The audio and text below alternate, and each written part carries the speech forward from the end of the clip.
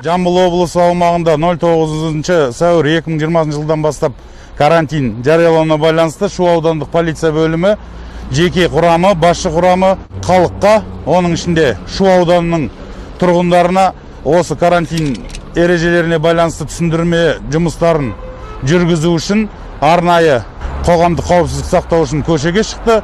Қазіргі таңда барлық жеке құраммен азаматтарға, оның ішінде карантин ережелерін бұзып жүрген азаматтарға ескерту жарияланып, келесі осындай қателіктер болғанда, карантин ережелерін бұзған жағдайда әкімшілік кодекстің тиісті баптарына сәйкес әкімшілік жаза қолданатыны туралы ескертілуде. У вас в настоящее время имеется справка, что вы передвигаетесь? Есть справка. Вы сейчас откуда едете? Да мы с работы едем, банкомат ищем, найти не можем. Чтобы соблюдать этот данный режим. Вы согласны? Да, да. Угу.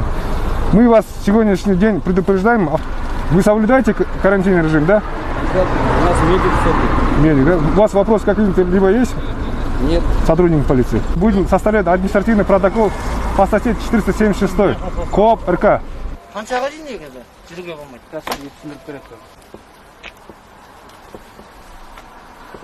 Так.